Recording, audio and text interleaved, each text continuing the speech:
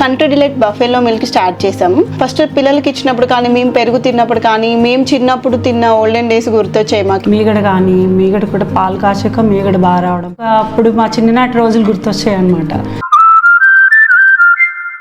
నమస్తే నాగేశ్వర్ గారు, ఇవాళ ఒక ఇంట్రెస్టింగ్ న్యూస్ చూస్తూ ఉన్నాం సార్. ఈఎంఐ విలాసమే విలాపమై అని చెప్పేసి జెన్జీ అలాగే మిలియనియన్స్లో పెరుగుతోన్న రుణాలు, అందుబాటులో లోన్ యాప్లు, కొనే ముందు 3 ప్రశ్నలు వేసుకుంటే మంచిది, అప్పు భవిష్యత్తుకు ముప్పు అంటూ ఉన్నారు నిపుణులు అని చెప్పి. సార్, ఈ జెన్జీ అండ్ మిలియనియన్స్లో ఎందుకు ఈ ధోరణి, ఎందుకు వాళ్ళు అప్పులు చేస్తూ ఉన్నారు? ముందుగా మనకి జెన్జీ మిలీనియల్ అన్న టర్మ్స్ కూడా తెలియాలి. కొంతమంది తెలియకపోవచ్చు, చాలామంది ఇప్పటికే వినుంటారు. 1981 నుంచి 1996 మధ్యకాలంలో పుట్టిన వారిని మిలీనియల్స్ అంటారు. 1997 నుంచి 2012 మధ్యకాలంలో పుట్టిన వాళ్ళను జెన్జీ అంటారు. అంటే బేసికల్గా 1981 తర్వాత పుట్టారంటే అరౌండ్ 40 years లోపు ఉన్న వాళ్ళను, 40-45 years లోపు ఉన్న వాళ్ళు ఇందులోకి వస్తారు, మిలీనియల్స్ అండ్ జెన్జీ అని.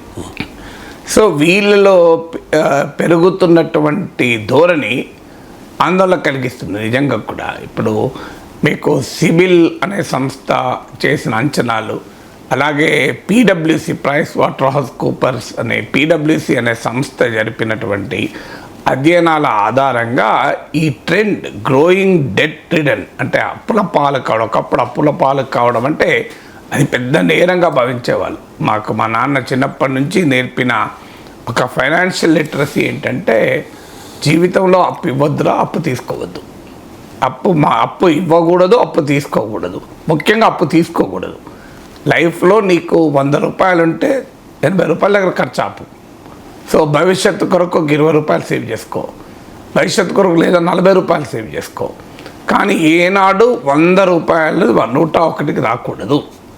ఫస్ట్ వచ్చే వరకు డబ్బులు వెతుక్కోకూడదు, ఎందుకంటే ఫస్ట్ ఆ డిసిప్లిన్ మెయింటైన్ చేయాలని. ఇప్పటికీ మా నాన్న నేర్పిన అలవాటు కూడా నాకేంటంటే, చాలామంది మీరు చూడండి, ఫస్ట్ రోజు శాలరీ వచ్చేతో బ్యాంకుల్లో హెవీ రష్ ఉంటుంది. నా జీవితంలో నేను ఎన్నడూ ఫస్ట్ నాడు బ్యాంకు పోలే. ఎందుకంటే మంత్ ఫస్ట్ అయినా 30 డేసే, 10th to 10th అయినా 30 డేసే. నీవు కరెక్ట్గా ప్లానింగ్ చేసుకుంటే ప్రశాంతంగా 10th కూడా వర్కౌట్ చేయొచ్చు. అందువల్ల ఫైనాన్షియల్ లిటరసీ అనేది ఈ జనరేషన్కు లేకుండా పోతుంది, ఫైనాన్షియల్ ప్లానింగ్ అనేది లేకుండా పోతుంది అనేది ఈ అధ్యయనాల సారాంశం. ఇప్పుడు 2018 మీకు 2018లో తలసరి రుణం పర్ క్యాపిటా డెట్ 3.41 lakhs అంటే భారతదేశంలో తలసరి రుణం, ఇది పర్ క్యాపిటల్ డెట్ బర్డన్ అనేది 3.41 lakhs ఇన్ 2018 మార్చ్ ఎండ్ నాటికి. 2023 మార్చ్ ఎండ్ నాటికి ఇది కాస్త 3.8 lakh వెళ్ళింది. ఈ 2 yearsలో ఇంకా పెరిగి 2025 మార్చ్ నాటికి పర్ క్యాపిటా రుణం, దేశంలో తలసరి రుణం 4.77 lakhsకి వెళ్ళింది. అంటే సుమారు 5 లక్షల రుణం, తలసరి రుణం. అంటే అందరికీ ఇంత రుణం ఉండకపోవచ్చు, కొంతమందికి ఎక్కువ ఉండొచ్చు, కొంతమంది తక్కువ ఉండొచ్చు. కానీ తలసరి రుణం అనేది 5 లక్షల 4.77 lakhsకి వెళ్ళింది. సో అప్పు తీసుకోవడం తప్ప అంటే, అవసరాలకు అప్పు తీసుకుంటే తప్పలేదు. ఇవాళ భారతదేశంలో 28 కోట్ల మంది అప్పులు తీసుకున్న వాళ్ళు, వ్యక్తిగత అప్పులు తీసుకున్నారు. సిబిల్ సంస్థ అధ్యయనం ప్రకారం యునీక్ ఇండివిజువల్ బారోవర్స్ అంటే వ్యక్తిగత అవసరాల కొరకు అప్పులు తీసుకున్న వాళ్ళు దేశంలో 28 crore, 28 కోట్ల మంది. అంటే భారతదేశంలో అప్పులు తీసుకునే వారి సంఖ్య గణనీయంగా పెరుగుతుంది అనటానికి ఇదొక ఇండికేషన్. సో అప్పు తీసుకోవడం తప్ప అంటే, అప్పు దేనికి తీసుకున్నాం అన్న దానిపైన ఆధారపడి ఉంటుంది. అప్పు తీసుకోవడం తప్ప ఒప్ప అనే దాంట్లో ఫస్ట్ క్వశ్చన్ వేసుకోవాల్సింది ఫర్ వాట్. ఇందులో హంగులు ఆర్భాటాల కొరకు 29% అప్పు తీసుకుంటున్నారు, హంగులు ఆర్భాటాల కొరకే. అందులో 62% ఫ్యాషన్, ఇలాంటి లైఫ్ స్టైల్ అవసరాల కొరకు అప్పులు తీసుకుంటున్నారు. అండ్ మొబైల్ ఫోన్ కావచ్చు, డ్రెస్ కావచ్చు, కాస్ట్లీ షూస్ కావచ్చు, ఇట్లాంటివి. సో 29% హంగులు ఆర్భాటాలకు అప్పులు చేస్తుంటే, అందులో 62% ఫ్యాషన్ వీటిపైన చేస్తున్నారు. 39% తప్పనిసరి ఖర్చులు చేస్తున్నారు. అంటే ఈ 32% అవసరమైన మేర ఖర్చు చేస్తున్నారు. అంటే అందులో ఇవాళ దేశంలోని నగరాలన్నింటిలో చూస్తే 1/3 ఇవాళ ఈఎంఐలు కడుతున్నారు. హైదరాబాద్ సిటీస్లో 1/3 మీకు ఈఎంఐలు ఈక్వేటెడ్ మంత్లీ ఇన్స్టాల్మెంట్ అంటారు. అంటే మనం ఒక అప్పు తీసుకొని ఎన్ని ఏళ్లలో తీరుస్తామంటే దాని అప్పును వడ్డీని క్యాలిక్యులేట్ చేసి ఈఎంఐగా అంటారు. సో దీన్ని ఇప్పుడు ఈక్వేటెడ్ మంత్లీ ఇన్స్టాల్మెంట్ అంటే ఒక మనిషి సులభంగా అప్పు చెల్లించడానికి వీలుగా దీన్ని రూపొందిస్తారు. దీన్ని ఇప్పుడు ఎండ్ ఆఫ్ మంత్లీ ఇన్కమ్ అంటున్నారు. ఎందుకంటే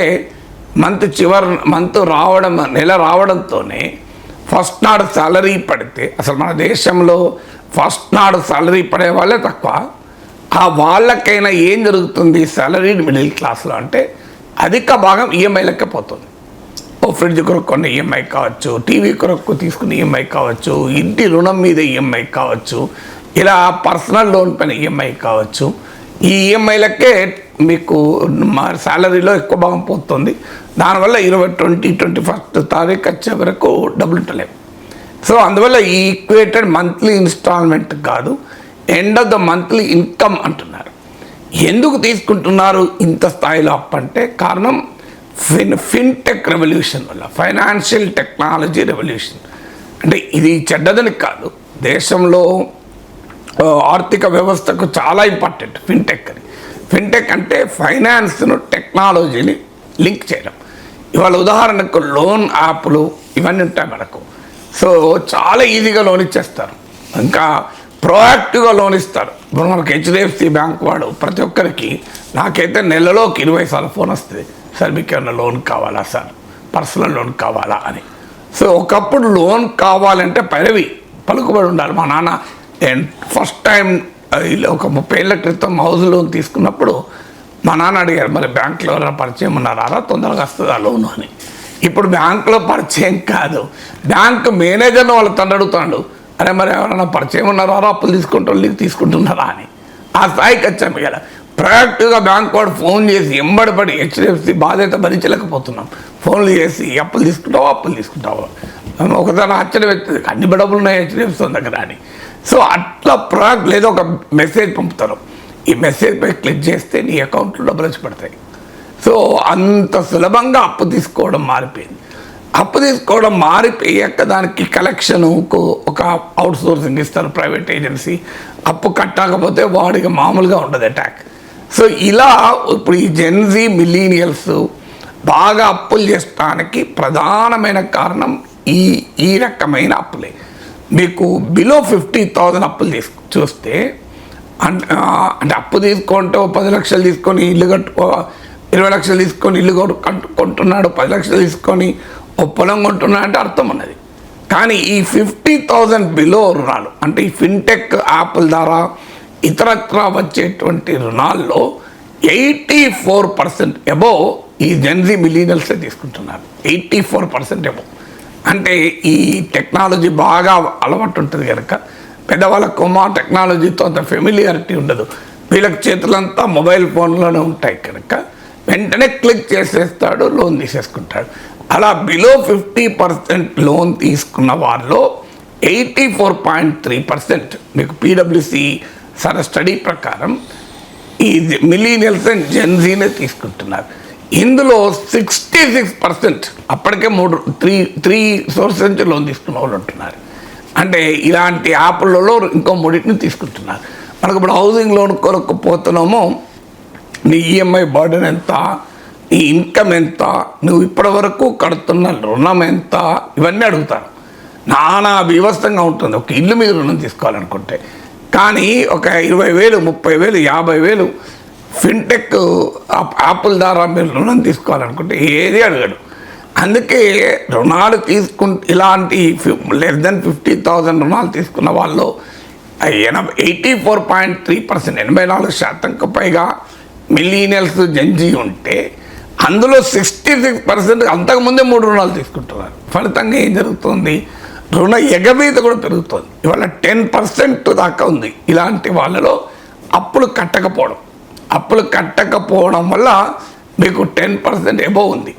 సో అందువల్ల మీకు ఈ ట్రెండ్ ఏం తెలియజేస్తుంది అంటే ఎందుకు మరి ఈ ధోరణి ఉంది? ఒకటి ఈ చాలా the process of taking loan, ఎలాంటి ష్యూరిటీలు ఇవ్వకుండా, ఎలాంటి కొలేటరల్ లేకుండా చిన్న మొత్తాల్లో రుణాలు ఇవ్వడం అనేది చాలా ఈజీ అయిపోయింది.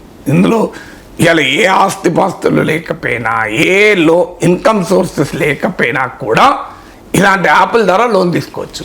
వాడు రకరకాల ఛార్జెస్, ఇంట్రెస్ట్లతో కలిపి భారీగా వాడు వసూలు చేస్తాడు. అందువల్ల కొంతమంది కట్టకపోయినా వాడికి ఏం లాస్ కాదు. సో ఇది ఒక మొదటి ట్రెండ్. రెండవది ఏంటంటే మీకు కన్జ్యూమర్ రెవల్యూషన్ వచ్చింది. అంటే వస్తు వినిమయ విస్ఫోటనం సమాజంలో చూస్తున్నాం. ఎందుకంటే టెలివిజన్ ప్రభావం కావచ్చు, సోషల్ మీడియా ప్రభావం కావచ్చు, పీర్ ప్రెషర్స్, అంటే పక్కవాడు ఫ్రిడ్జ్ కొన్నాడు నేను కొనకపోతే ఎట్లా, పక్కవాడు చాలా పెద్ద టీవీ కొన్నాడు నేను కొనకపోతే ఎట్లా, ఇలా పోల్చుకోవడం. ఎందుకంటే పక్కవాడు టీవీ కొంటూ ఊరుకుంటాడా? ఆ టీవీ ఫోటో వెంటనే క్లిక్ చేసి కొత్త టీవీ మా ఇంట్లో అని చెప్పి ఒక ఫోటో పెడతాడు. తర్వాత కొంతసేపటికి తాను, భర్త, పిల్లలుంటే పిల్లలు ఆ పెద్ద టీవీ 50 ఇంచుల టీవీ ముందు కూర్చొని ఆ కాఫీ తాగుతూ ఓ వీడియో పెడతారు. ఇది చూసిన మిగతా వాళ్ళందరికీ అబ్బా వాళ్ళు ఎంత మంచిగా టీవీ చూస్తారు, మనదో చిన్న టీవీ, అట్లాంటి పెద్ద టీవీ కొనుక్కుందామా అని ఆలోచన మొదలవుతుంది.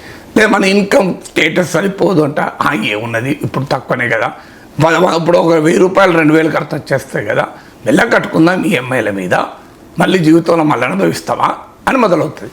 అలా మొదలయ్యే వరకు ఏమవుతుందంటే వెంటనే పక్కన టీవీ షాప్కి వెళ్తారు. ఆ టీవీ షాప్ వాళ్ళు ఏమంటారు, 0 ఇంట్రెస్ట్ పైన కన్జ్యూమర్ లోన్ ఇస్తాం మేడం, మాకు టైఅప్ కూడా ఉంది ఫలానా ఫైనాన్స్తో అని చెప్తారు. సో ఫైనాన్స్తో వాడికి టైఅప్ ఉంటుంది, 0 ఇంట్రెస్ట్ ఉంటుంది. పక్కింటి ఆవిడ పంపినటువంటి వీడియో మనసులో తిరుగుతుంటుంది, ఫోటో కళ్ళల్లో మెరుస్తుంటుంది, అందమైన టీవీ కనబడుతుంది. ఇప్పుడు 1000 రూపాయలు కడితే సరిపోతుంది. ఇంకేమున్నది, down payment only 1000, take TV of 70,000. 1000 రూపాయలు కట్టి 70,000 టీవీ తీసుకెళ్ళిపోవచ్చు. తర్వాత ఈఎంఐల ద్వారా కడతాం. అది ఈఎంఐలు తడిసి మోపడైన రోజు తెలుస్తుంది, టీవీ చూస్తున్నప్పుడు అర్థమవుతుంది. సో అందువల్ల ఈ ట్రెండ్ కన్జ్యూమర్ రెవల్యూషనే కాదు, కన్జ్యూమర్ ఫైనాన్స్ అనేది చాలా సులభం అయిపోయింది. ఒకప్పటిలాగా లేదు. కన్జ్యూమర్ ఫైనాన్స్ అనేది చాలా సులభం అయిపోయింది. నువ్వు ఇలా ఇన్స్టాల్మెంట్ పైన వస్తే ఈఫిల్ టవర్నైనా కొంటారని ఒక సామెత ఉంది. నీకు ఈఫిల్ టవర్ను కూడా ఇన్స్టాల్మెంట్ మీద ఇస్తా అంటే తీసుకుందాం, ఏమున్నది, ఈఎంఐ కట్టడే కదా అని. ఫ్రీగా వస్తే ఫినాయిల్ తాగుతాడు, ఇన్స్టాల్మెంట్ మీద కొనమంటే ఈఫిల్ టవర్ కూడా కొంటాడని సామెత. సో అందువల్ల సమాజంలో అనేక ఫ్యాక్టర్స్ ఇందుకు దోహదం చేస్తున్నాయి. తర్వాత ట్రెండ్ కూడా మారిపోయింది. ఒకప్పట్లాగా నా స్పిరిచువల్ అవుట్లుక్ ఉండడం లేదు, రిలీజియాసిటీ పెరుగుతుంది కానీ స్పిరిచువల్ అవుట్లుక్ తగ్గుతుంది. అంటే రిలీజియాసిటీ అంటే నా దేవుడి విగ్రహం ఎంత ఎత్తున ఉంది, నా దేవుడికి ఎంత బ్రహ్మాండంగా అలంకరణ చేసినా, ఈ ట్రెండ్ పెరుగుతుంది. దీన్ని రిలీజియాసిటీ అంటారు. ఎంతమందితో నేను ఊరేగింపు తీసినా అని. కానీ స్పిరిచువలిజం అంటే ఏంటిదంటే అసలు లైఫ్ అంటే ఏంటి, జీవితం అంటే ఏంటి, మనిషికి ఈ జన్మ ఎందుకు వచ్చింది, ఈ జన్మలో మనం ఏం చెయ్యాలి అనే యొక్క తాత్వికమైన ప్రాపంచిక దృక్పథం తగ్గిపోతుంది. దానివల్ల ఏమవుతుందంటే వస్తు వినిమయమే జీవితము. Life is something to be consume. లైఫ్ను ఎంజాయ్ చేయాలి, లైఫ్లో విజ్ఞానాన్ని సంపాదించుకోవాలి, లైఫ్లో సమాజానికి ఆదర్శంగా ఉండాలి, 10 మందికి ఉపయోగపడాలి, 10 మంది పైన ప్రభావం చూపాలి అనే జీవిత లక్ష్యాలు పోయి జీవితంలో నీ ఆర్భాటాలు, హంగులు, ఇంతమంది చెప్పిన హంగులు ఆర్భాటాల్లో కోసమే 29% ఖర్చు పెడుతున్నారు. నీకు ఆదాయం ఉండి హంగులు ప్రదర్శన తప్పలేదు, ఆర్భాటం ప్రదర్శించు. ఎకానమిక్ కన్జంప్షన్ కూడా అవసరం. కన్జంప్షన్ చెడు కాదు, కన్జంప్షన్ లేకపోతే ఎకానమీ ఉండదు. సో అందువల్ల కన్జంప్షన్ అవసరమే, కానీ నీ నీ నీ నీ కెపాసిటీ ఎంత అనేదాన్ని సంబంధం లేకుండా నువ్వు కన్జ్యూమ్ చేసావనుకోండి, ఏం జరుగుతుంది, చివరికి అప్లపాలకు కావడం తప్పే ఉండదు. ఆ ఎథికల్ వాల్యూ సిస్టమ్ ఒకప్పటి, ఇప్పుడు ఉమ్మడి కుటుంబాలకు ఒకప్పుడు అంటే అప్పు తీసుకుందామంటే తండ్రో తాతో ఎవరో ఒకరుండి, వద్దు నాన్న మేము ఇలాగే మాకు తెలిసిన వాడు అప్పు తీసుకుని ఇబ్బందులు పడ్డాడు, వద్దమ్మా 4 రోజులు ఆగుదాం, మనకే కెపాసిటీ వచ్చినాక పెద్ద టీవీ కొనుక్కుందాం అని చెప్పేవాళ్ళు ఉండేవాళ్ళు. ఇప్పుడు చెప్పేవాళ్ళు లేరు. వాళ్ళు ఒకవేళ ఇంట్లో ఉన్న వీళ్ళు వినే పొజిషన్లో లేరు. వాళ్ళని అసలు కన్సల్టే చేయరు, ఎవరిష్టం వారు కదా. సో ఆ రకంగా నీకు ఒక కన్జంప్షన్కు జస్టిఫికేషన్ వెతుకుతున్నారు తప్ప ఒకప్పుడు నా ఇన్కమ్ సోర్స్ ఏంటి, నా ఎక్స్పెండిచర్ ఏంటి అని ఆలోచించేవాళ్ళు. అంటే ఇన్కమ్ మొదలు చూసుకొని ఎక్స్పెండిచర్ తర్వాత ఆలోచించేవాళ్ళు. ఇప్పుడు ఎక్స్పెండిచర్ మొదలు చూసుకొని ఇన్కమ్ ఆలోచిస్తున్నారు కొంతమంది, అది కూడా చేయడం లేదు. అందువల్లనే అప్పులు ఎగవేత్త. ఇప్పుడు క్రెడిట్ కార్డ్ కల్చర్ వచ్చాక ఇంకా సింపుల్, దాని మీద పాయింట్స్ కూడా వస్తాయి. సో క్రెడిట్ కార్డు నువ్వు క్రెడిట్ కార్డు వాడిన కొద్దీ అది పెరుగుతూ ఉంటుంది. అంటే ₹1,00,000 క్రెడిట్ కార్డ్ లిమిట్ 2 లక్షలు అవుతుంది, 5 లక్షలు అవుతుంది, 10 లక్షలు అవుతుంది. ఇక అది పెరుగుతూనే ఉంటుంది, బల్జ్ అవుతూనే ఉంటుంది. ఈలోగా ఇంకో క్రెడిట్ కార్డు తీసుకుంటారు. ఇవాళ జెన్జీ మిలియన్ల దగ్గర 4-5 క్రెడిట్ కార్డులు, 3-4 క్రెడిట్ కార్డులు ఉంటాయి, 4-5 అకౌంట్లు ఉంటాయి, నానా బీభత్సంగా ఉంటుంది. సో అందువల్ల వాల్యూ సిస్టంలో కూడా వచ్చినటువంటి అది. తర్వాత ఫైనాన్షియల్ లిటరసీ, అంటే చాలామందికి అర్థం కానిదంటే ఫైనాన్షియల్ లిటరసీ ఉండాలి. అంటే ఒక డబ్బు ఎలా సంపాదించాలి, ఎలా ఖర్చు పెట్టాలి, ఎలా పొదుపు చేయాలి అనేటువంటి కల్చర్ ఉండాలి. ఒకప్పుడు తండ్రులు, తాతలు, ఉమ్మడి కుటుంబాల్లో పెద్దనాన్నలు, బాబాయిలు వీళ్ళ జీవన ప్రవర్తన శైలి చూసి మనం నేర్చుకునేవారు. ఇప్పుడు మేము ఎలా నేర్చుకున్నాం? మా నాన్న ఒక సాధారణ స్కూల్ టీచర్, ఆ రోజుల్లో జీతాలు కూడా చాలా తక్కువ, 4 పిల్లలం, డబ్బు ఎలా ఖర్చు పెట్టాలో మా కళ్ళ ముందు చూసాం. సో అందువల్ల ఆ ట్రెండ్, ఒక ఆయిల్ డబ్బా కొంటే ఇంకో ఈ ఆయిల్ డబ్బా ఎంత లెవెల్ ఉంది 10 రోజుల తర్వాత, ఆ డబ్బా పెరగద్దు, మంత్ లోపల అది అయిపోవద్దు. అది గనక లెవెల్ మిగిలితేనే మా అమ్మ గారెలు చేసేది, లేకపోతే గారెల ప్రసక్తి లేదు, నెక్స్ట్ మంత్ వాయిదా పడాల్సిందే.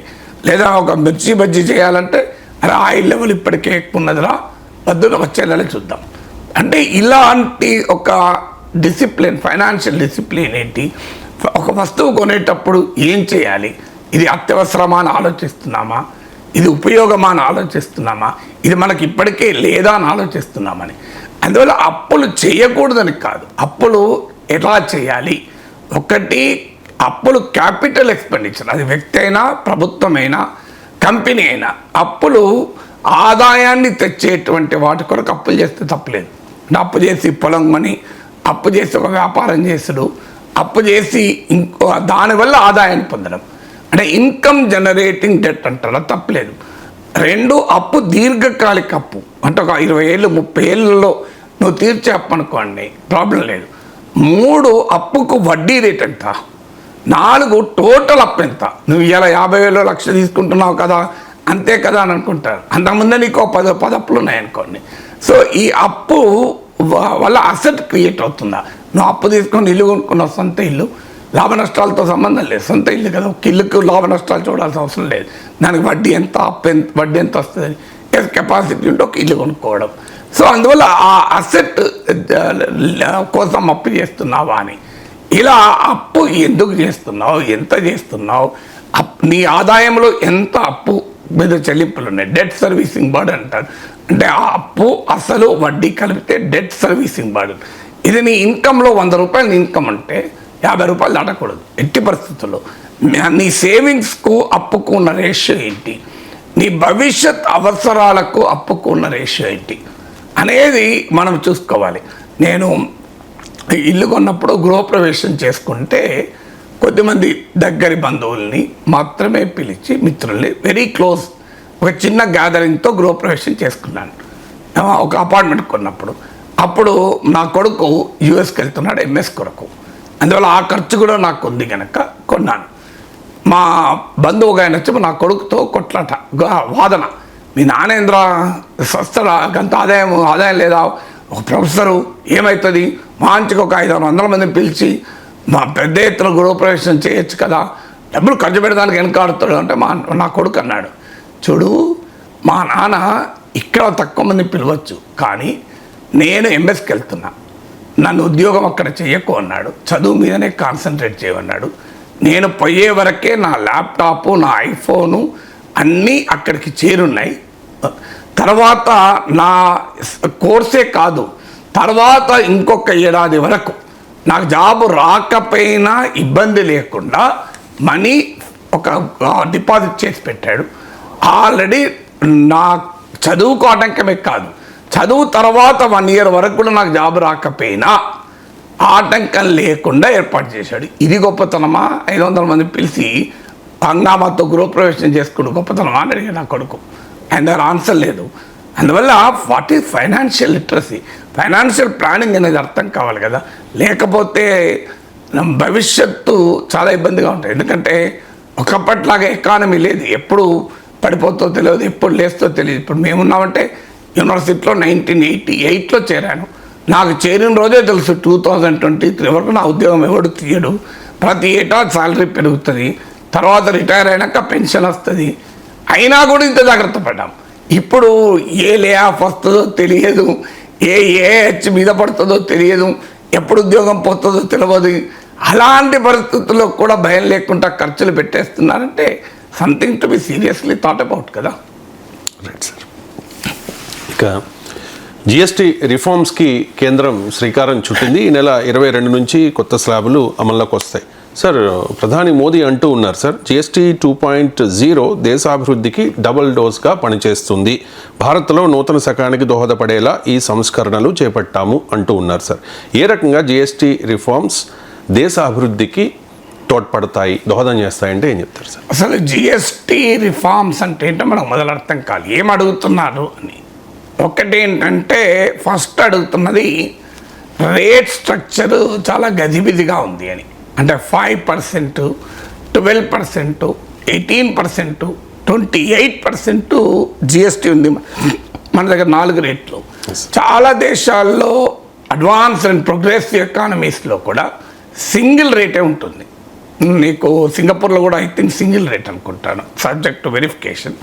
చాలా అడ్వాన్స్ ఎకానమీస్లో జిఎస్టీ అనేది ఒక్క రేటే ఉంటుంది. కానీ ఆ ఒక్క రేట్ ఉండడం సైంటిఫిక్ కాదు మనలాంటి కంట్రీలో. ఎందుకంటే వస్తు వినిమయంలో అవసరమైన వస్తువులు ఉంటాయి, వాటి మెరిట్ గూడ్స్ అంటారు. అనవసరమైన వస్తువులు ఉంటాయి, డీమెరిట్ గూడ్స్ అంటారు, లేదా నాన్ మెరిట్ గూడ్స్ అంటారు. అసలు సిన్ గూడ్స్ అంటారు. అంటే ఈ కన్జంప్షన్ మంచిది కాదు సమాజానికి. ఇప్పుడు ఆల్కహాల్ కన్జంప్షన్ ఉంది, ఆల్కహాల్ రోజు తాగేవాడికి కూడా తెలుస్తుంది మంచిది కాదని.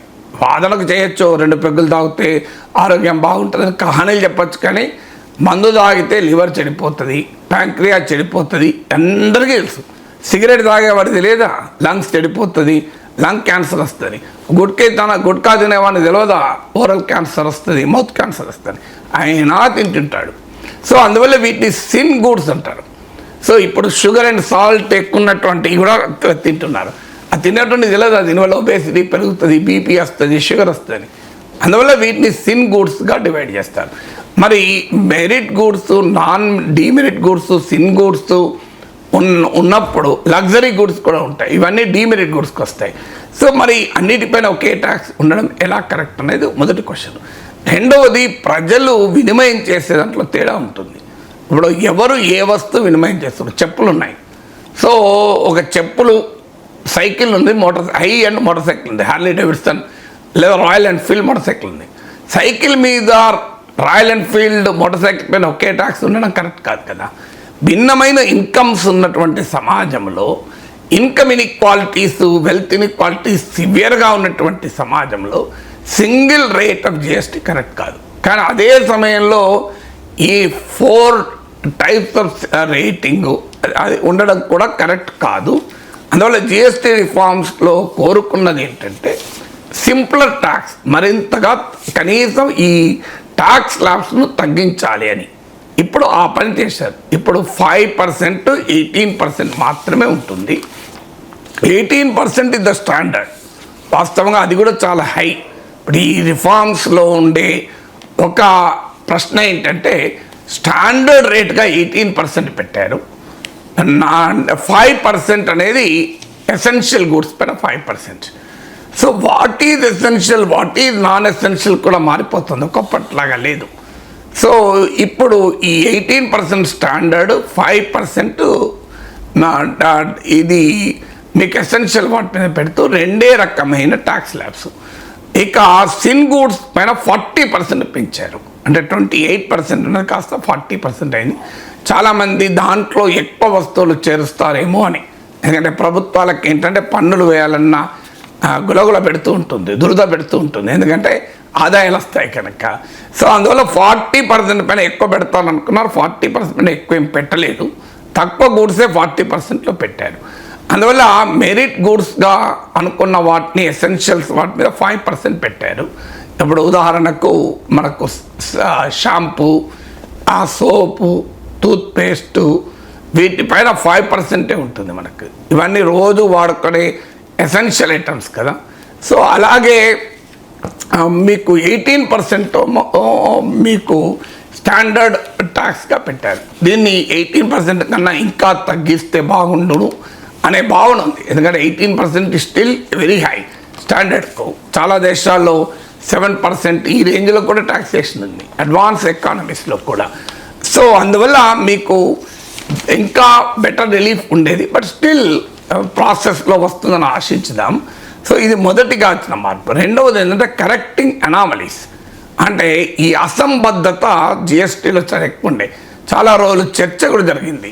మసాలా పాపడ్స్ పైన ఏ రేటు, పాపడ్ల పైన ఏ రేటు, పరోటా పైన ఏ రేటు, దానికి పన్నీర్ పరోటా పైన ఏ రేటు, ప్యాక్డ్ మీద ఏ ప్యాటు, అన్ప్యాక్డ్ మీద ఏ రేటు, ఇలా గందరగోళం ఉండి జిఎస్టీ ట్రిబ్యునల్ దాకా కూడా పోయాయి. ఆ అనామలీస్ను ఇందులో గణనీయంగా మీకు అడ్రస్ చేశారు. ఇది రెండవది. మూడవది ఏంటంటే కాంప్లయన్స్ బర్డెన్, అంటే చాలా ఎప్పుడు కూడా టాక్సేషన్లో ఉండాల్సిన ఒక బేసిక్ ప్రిన్సిపల్ ఏంటంటే చాలా సులభమైన పద్ధతి ఉండాలి. అప్పుడే ఎవరైనా ట్యాక్స్ కట్టడానికి ముందుకుంటారు. ఇంటిమిడేటింగ్ ఉండకూడదు ట్యాక్స్ స్ట్రక్చర్ కానీ, ట్యాక్స్ అడ్మినిస్ట్రేషన్ కానీ. అప్పుడు పన్నుల ఎగవేతకు స్కోప్ ఎక్కువ ఉంటుంది. అందువల్ల దీన్ని మరింతగా కాంప్లయన్స్ బర్డెన్ను తగ్గించేటువంటి దిశగా కూడా ఇందులో ప్రయత్నం చేశారు.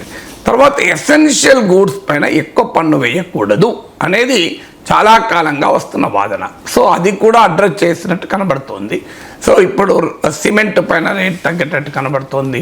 అలాగే సైకిల్స్ పైన జిఎస్టీ తగ్గుతుంది. హెల్త్ ఇన్సూరెన్స్ చాలా కాలంగా ఉన్న డిమాండ్. అసలు ప్రజల ఆరోగ్యం పైన చేసే ఖర్చుల పైన మీరు ట్యాక్సెస్ ఏంటి అని.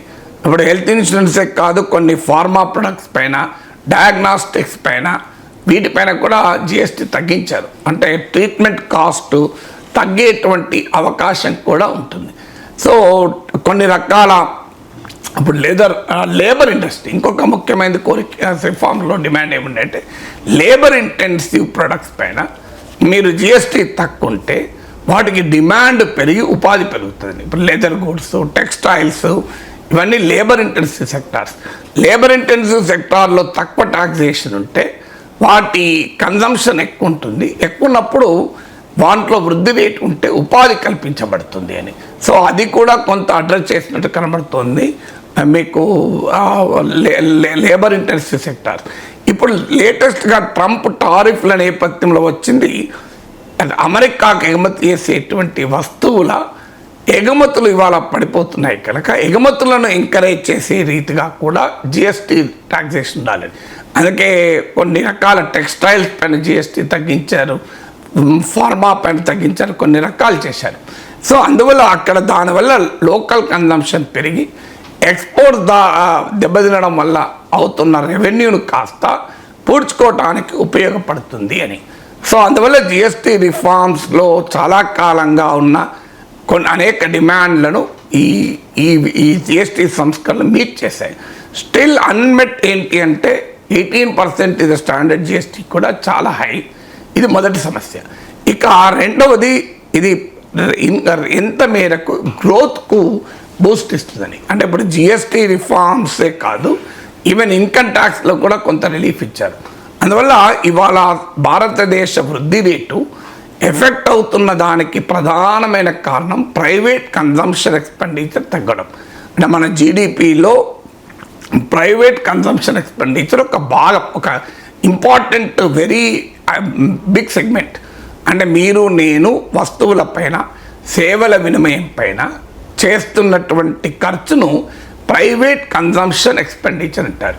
సో ఈ ప్రైవేట్ కన్జంప్షన్ ఎక్స్పెండిచర్ చాలా మందకొడిగా ఉండడం వల్ల ఎకానమీలో డిమాండ్ లేదు.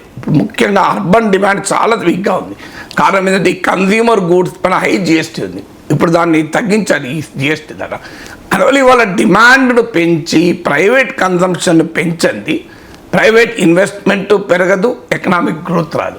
ఇప్పుడు గతంలో ప్రభుత్వాలు భారీ ఎత్తున కార్పొరేట్ పన్నును తగ్గించి 2019 సెప్టెంబర్లో 1,86,000 కోట్ల రూపాయల రాయితీ ఇచ్చారు. 10% కార్పొరేట్ ట్యాక్స్ తగ్గించారు. అయినా కూడా డిమాండ్ పెరగలేదు, ప్రైవేట్ ఇన్వెస్ట్మెంట్ పెరగలేదు. అంటే అందువల్ల మాలాంటి వాళ్ళ మొదటి నుంచి కూడా చెప్పేది, మీరు సప్లై మీద కాదు ఇన్సెంటివ్ ఇవ్వాల్సింది, డిమాండ్ జనరేషన్ పైన ఇన్సెంటివ్ ఇవ్వాలి. అంటే ప్రొడ్యూసర్ కాదు కన్జ్యూమర్కి ఇన్సెంటివ్ ఇస్తే ప్రజలు వస్తువులు సేవలు కొంటే ఆటోమేటిక్గా ఉత్పత్తి పెరుగుతుంది. ఉత్పత్తి ఎప్పుడు పెరుగుతుంది? కొనేవాడు ఉంటే ఉత్పత్తి పెరుగుతుంది, అమ్మేవాడు ఉంటే ఉత్పత్తి పెరగదు, ఉత్పత్తి చేసేవాడు ఉంటే ఉత్పత్తి పెరగదు. కొనేవాడు ఉంటే ఉత్పత్తి చేసేవాడు సృష్టించబడతాడు సమాజంలో, ఒకటి కాకపోతే ఇంకోటి ఉత్పత్తి చేస్తాడు. అందువల్ల మీరు కొనేవారికి రిలీఫ్ ఇవ్వండి అని మాలాంటి వాళ్ళు చాలా కాలంగా ఎకనామిక్స్లో ఒక basic principle, supply side economics and demand management economics. So మాలాంటి వాళ్ళం ఎప్పటి నుంచి అడుగుతున్నాం, అయ్యా డిమాండ్ పెంచే పనులు చేయండి అని. ఇప్పుడు ఈ GST reforms plus income tax డెఫినెట్గా కొంత మేరకు డిమాండ్ పెంచుతుంది, ప్రైవేట్ కన్జంప్షన్ ఎక్స్పెండిచర్ పెంచుతుంది. మరి ఎంత మేరకు పెంచుతుంది?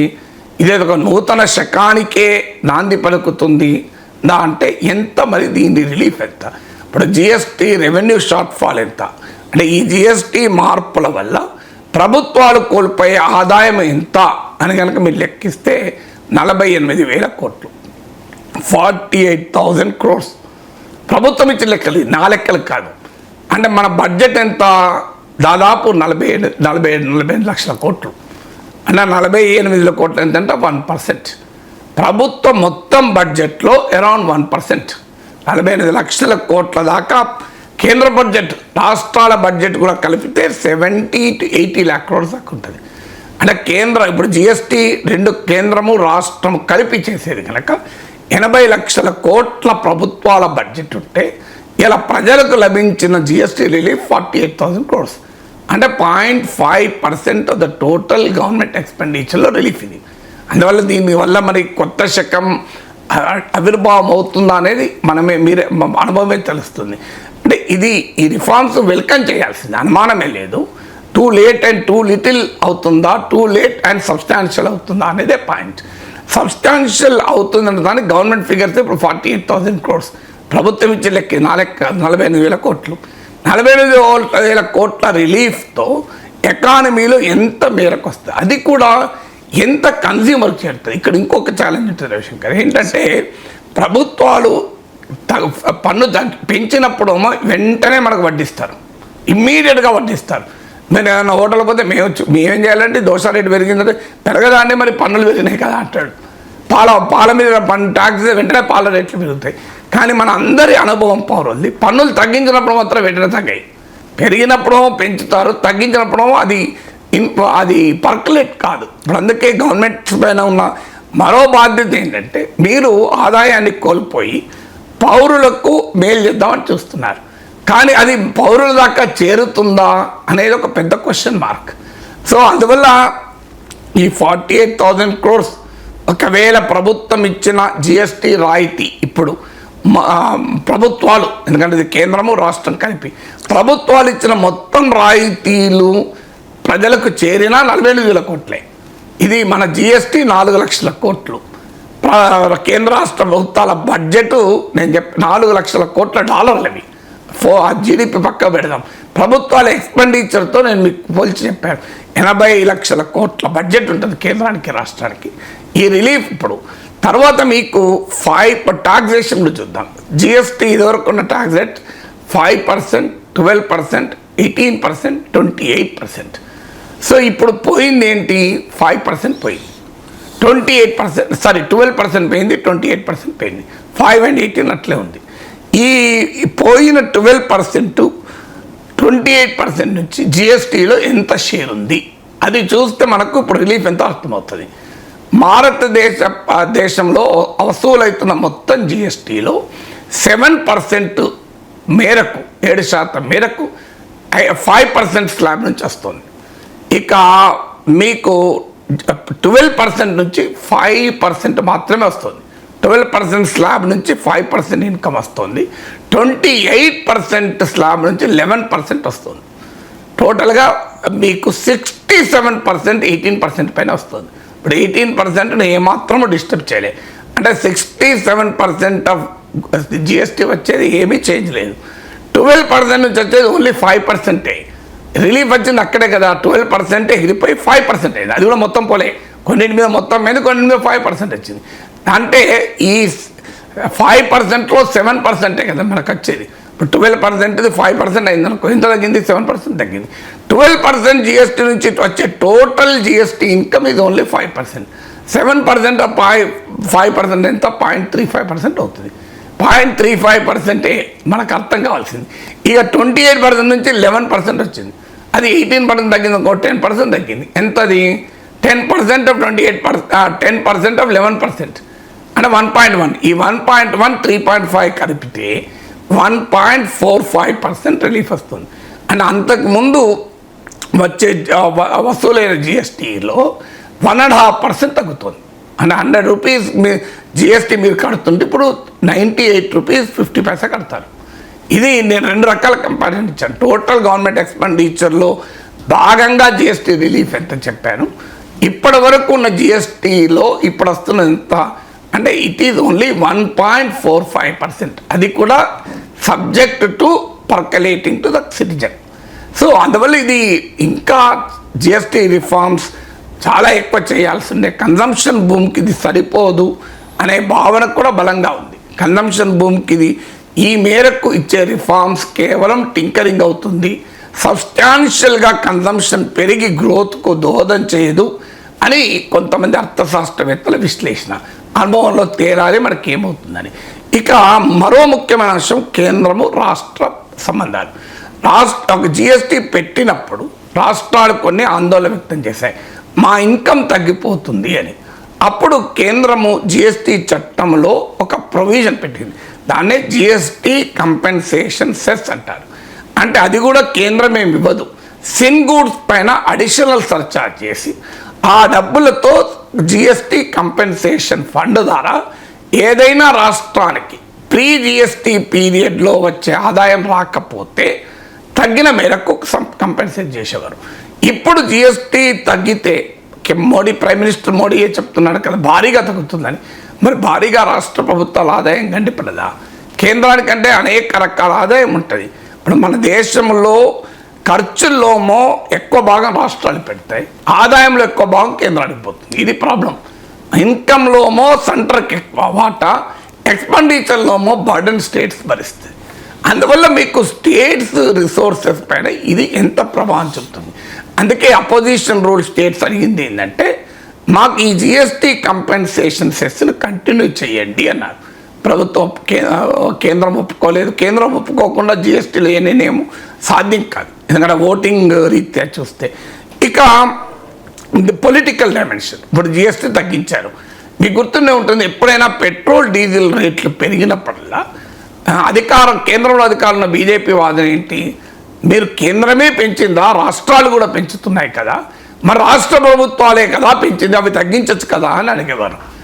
ఇప్పుడు మాత్రం తగ్గించినప్పుడు మాత్రం కేంద్రమే తగ్గించినట్లుగా వాతావరణం క్రియేట్ చేస్తున్నారు. ప్రైమ్ మినిస్టర్ ఏకపక్షంగా ఇండిపెండెంట్ డేలో ప్రకటించారు. మరి ప్రైమ్ మినిస్టర్ జిఎస్టీ తగ్గుతుందని ప్రకటించి రాజకీయ ప్రయోజనం పొందుతున్నారే, ఇందులో ముఖ్యమంత్రుల పాత్ర లేదా, రాష్ట్ర ప్రభుత్వాల పాత్ర లేదా? జిఎస్టీ అనేది కేంద్రము రాష్ట్రం కలిపి కదా. మరి పొలిటికల్ బెనిఫిట్ ఏమో కేంద్రంలో ఉన్న అధికారంలో వాళ్ళు పొందితే రాష్ట్రాల్లో అధికారంలో ఉన్న వారి పరిస్థితి ఏంటి మరి? అందువల్ల ఆ ఫెడరల్ డైమెన్షన్ కూడా ఇందులో ఉంది. బట్ స్టిల్ అనేక రకాల వస్తువులపైన దాదాపు అన్ని ఓవరాల్గా చూసుకుంటే ఖచ్చితంగా గతంతో పోలిస్తే జిఎస్టీ బర్డన్ తగ్గుతుంది, అందులో అనుమానం లేదు. సో ఆ మేరకు మనం ఆహ్వానించుదాం, కానీ ఇంకా చేయాల్సింది ఏమిటో కూడా నేను చెప్పాను. Right sir. ఇక ఇవాళ ఆంధ్రజ్యోతి పత్రికలో వచ్చిన ఒక సెన్సేషనల్ వార్త గురించి కూడా మనం మాట్లాడుకుందాం సార్. ఒక ఐఏఎస్ అధికారి దుర్మార్గం అంటూ ఒక స్పెషల్గా ఒక కథనం వచ్చింది ఆంధ్రజ్యోతి ఫ్రంట్ పేజ్లో. హైదరాబాద్లో వివాహేతర సంబంధం పెట్టుకున్నారు ఆ ఐఏఎస్, అనుమానంతో ఆమెను కొట్టారు, తీవ్రంగా గాయపడి ఆ మహిళ మృతి చెందింది. పోలీస్ కేసు కాకుండా గోల్మాల్ జరిగింది. ఏమీ ఎరగనట్లుగా విజయవాడకు వచ్చి ఆయన విధులు నిర్వహిస్తూ ఉన్నారు అని చెప్పి ఈ కథనంలో ఆయన ఏపీ క్యాడర్ ఐఏఎస్ అధికారట సార్. గతంలో ఒక ముఖ్యమంత్రి పేషీలో పనిచేశారట. అలాగే జగన్ హయాంలో ఒక కీలక విభాగానికి అధిపతిగా కూడా ఆయన ఉన్నారట.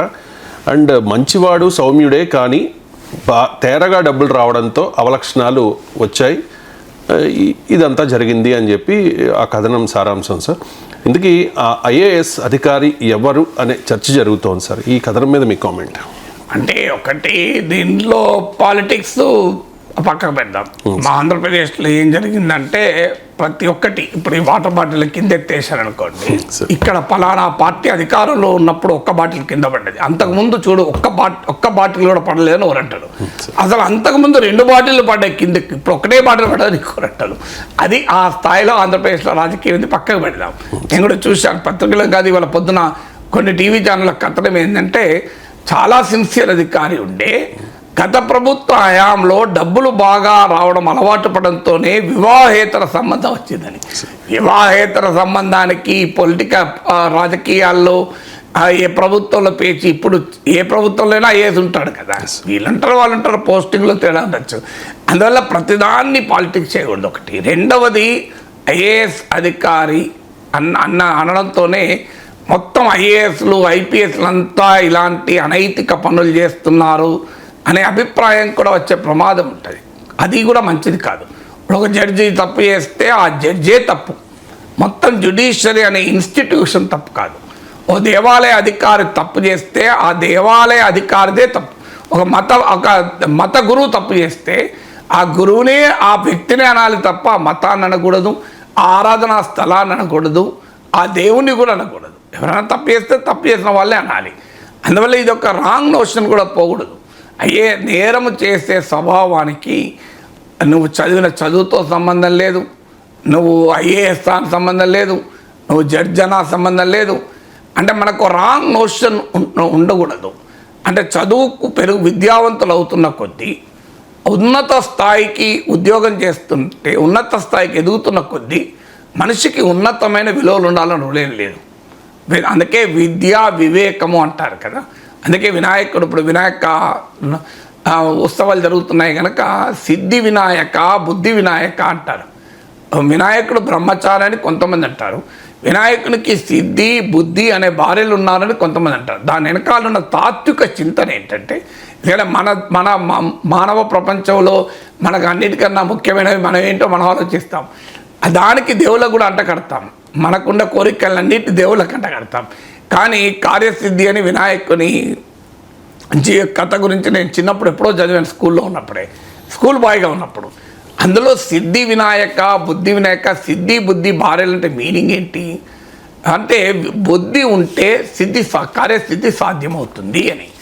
అందువల్ల విద్యా వివేకము సంకల్పము సాధించడము అనే అంశాలు అందులో మనం వెతుక్కోవాలి. సో కానీ ఇప్పుడు బుద్ధి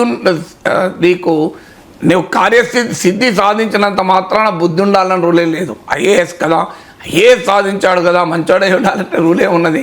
ఐఏఎస్ సాధించినా వాడు బుద్ధి వక్రంగా ఉండొచ్చు. సో మీకు పెద్ద చదువులు చదువుకున్నా బుద్ధి వక్రంగా ఉండొచ్చు. ఏమీ చదవని నిరక్షరాస్యులు కూడా మంచి మనస్సు ఉండొచ్చు. చదువు రాని వాడమని దిగులు చెందకు అని మంచి గుణం ఉంటే చాలు అని మనకు పాత తెలుగు సినిమాలో పాట ఉంది, గుర్తు చేసుకోండి. అందువల్ల ఒకటి, ఐఏఎస్ అయినా ఎవరైనా తప్పంటూ చేయొచ్చు, ఆ వ్యక్తినే చూడాలి తప్ప ఇండియన్ అడ్మినిస్ట్రేటివ్ సర్వీసెస్ పైన మనం అనుమానాలు వ్యక్తం చేయాల్సిన అవసరం లేదు. ఇక ఐఏఎస్ అయితే ఒక సమస్య ఏంటంటే, మన దేశంలో క్రైమ్ అండ్ పనిష్మెంట్ చరిత్ర చూస్తే సినారే చాలా రోజుల కిందనే అన్నాడు. సో చట్టం డబ్బున్న వారి చుట్టం, న్యాయం డబ్బున్న వారి నేస్తం అని. సో అందువల్ల పలుకుబడి డబ్బు ఉంటే నీకు ఇవాళ నేరం చేసి కూడా తప్పించుకుంటున్నారు. కానీ పేదవాడు అన్యాయం అవుతున్నాడు. ఒక పెద్ద రాజకీయ నాయకుడు, పెద్ద ఐఏఎస్ అధికారి కొడుకు గనక అత్యాచారం జరిపితే ఆసుపత్రుల్లో ఎవిడెన్స్లు మాయమవుతాయి, ఆ వ్యక్తిని అరెస్ట్ చేస్తే బెయిల్ వస్తుంది. కానీ ఒక నిరుపేద యువకుడు అత్యాచారం చేశాడు అనుకోండి, మనం వెంటనే ఎన్కౌంటర్ అయిపోతాడు. సో అంటే అత్యాచారం చేసిన వాడు ఎవడైనా మంచిదే, అనుమానం లేదు, శిక్ష పడాల్సిందే. కానీ నిరుపేద యువకుని ఎన్కౌంటర్ చేస్తాడు, ఒక మంత్రి కొడుకు కనుక తప్పు చేశాడు అనుకోండి, దమ్ముందా? ఒక సీనియర్ ఐఏఎస్ అధికారి కొడుకు కనుక అత్యాచారం జరిపితే ఎన్కౌంటర్ చేయగలిగే పరిస్థితి ఉంటుందా సమాజంలో?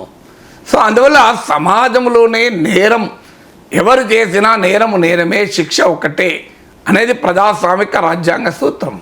అలాంటిది మన దగ్గర లేనే లేదు. నీకు పలుకుబడి డబ్బు ఉంటే వాడు ఏ నేరం చేసినా తప్పించుకోగలిగే పరిస్థితి ఉంది. దీనివల్ల బరితెజిస్తాడు కూడా, ఎందుకంటే నేను నేరం చేసినా దొరకను కదా. ఇప్పుడు ఈ వార్తలో కూడా ఏంటి, హైదరాబాదులో వివాహేతర సంబంధం, ఆ మహిళను కొట్టాడని వారం రోజుల క్రితం, మళ్ళీ వెళ్ళి ఏమీ తెలియనట్టుగా విజయవాడలో ఉద్యోగం చేసుకుంటున్నాడని, సో మేనేజ్ చేసేసాడు, కేసులే లేవు అని. సో బట్ శిక్ష పడాల్సిందే. చట్టం ముందు చట్టానికి ఎవరు చుట్టం కాకూడదు. చట్టము న్యాయం ముందు అందరూ సమానలే అనేది మన రాజ్యాంగ సూత్రం. Right equality the fundamental right. So IAS అయినా ఎవడైనా నేరం చేస్తే శిక్ష పడాల్సిందే. అందువల్ల పాలిటిక్స్ బ్యూరోక్రసీ నెక్సెస్ ఉంటుంది, crime politics and bureaucracy nexus ఉంటుంది. ఆ నెక్సెస్ను ఛేదించాల్సిందే. అందుకే మీడియా ప్రాధాన్యత ఇక్కడే. Media, social media, free speech ఎందుకు ఉండాలి అంటే ఇవే లేకపోతే ఇట్లాంటి వార్తలే రావు కదా బయటికి. ఇవాళ మీడియా ఉంది కనుక ఆ ఐఏఎస్ అధికారి పోలీసులు మేనేజ్ చేసి ఉండాలి, వ్యవస్థలు మేనేజ్ చేశాడు, కానీ మీడియాను మేనేజ్ చేయలేడు కదా. మీడియాను కూడా మేనేజ్ చేస్తే సోషల్ మీడియాలో వస్తుంది. సోషల్ మీడియాను కూడా ఎలా మేనేజ్ చేస్తాడు? ఎందుకంటే సోషల్ మీడియా అంటే ఎవరు, నువ్వు కాదు, కోట్లాది మంది సోషల్ మీడియా. ఎవడో పక్క అపార్ట్మెంట్లో తెలిసినోడు వాడు ఫేస్బుక్లో పెట్టేస్తాడు, లేదు వాడు ఒక వాట్సాప్లో సర్క్యులేట్ చేస్తాడు. అప్పుడు అనివార్యంగా మీడియా కూడా పట్టించుకోవాల్సి వస్తుంది.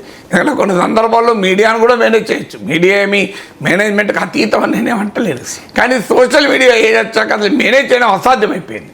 ఎందుకంటే ఆ క్రైమ్ తెలిసిన ఎవరికో వాడికైతే ఫోటో తీసి పంపడమో, వార్త పంపడమో, ఇంకా ఆ వాచ్మెన్ కొడుకో మా అపార్ట్మెంట్లో ఒక ఐఏఎస్ ఆఫీసర్ ఉన్నాడు, వాడు ఇట్లా చేశాడు అని చెప్పి వాట్సాప్లో మెసేజ్ అది తిరుగుతూనే ఉంటుంది ఇక. సో అందువల్ల అందుకే అమర్త్య సేన్ అంటాడు, give the warning signals of an impending crisis అని.